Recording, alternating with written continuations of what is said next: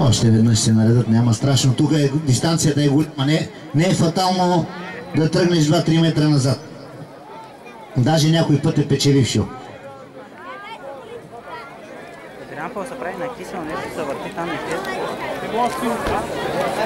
Чакай сега с гнезда, след така ще трябва да се върте. Този път всичко е готово.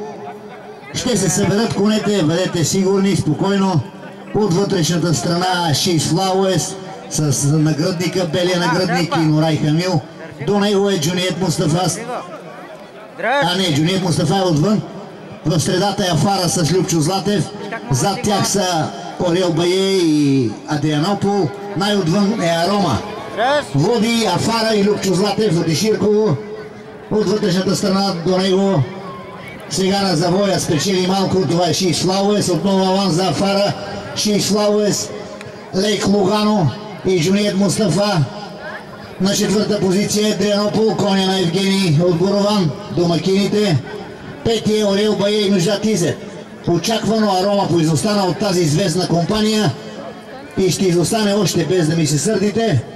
Любчо Златев и Афара начело, следвани от Лейк Лугано и Джуниет Мустафа.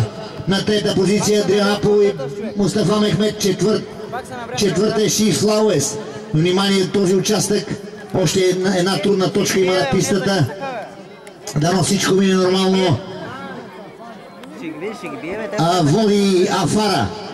Май преодоляха това неприятно място. Води Афара, атака на Лейк Лугано. Адрианопол също се залепи.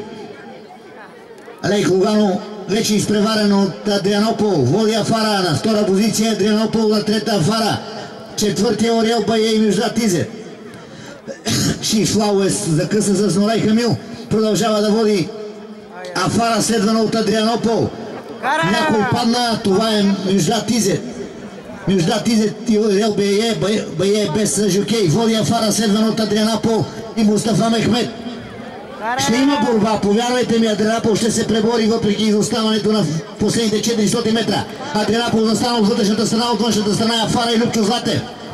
Афара или Адрианопол? Ето дилемата. Афара или Адрианопол? Дали ще има втора победа за Борован? Всичко зависи от Адрианопол. Орел Бае е този, който е Адрианопол по закъса, вече го изпревариха. Шиш Флауес изненадващо се включи в борбата, но Афара е убедителната победителка. Афара и Любчо Златев. На втора позиция е Шиш Флауес и Нурай Хамил и третия Адрианопол.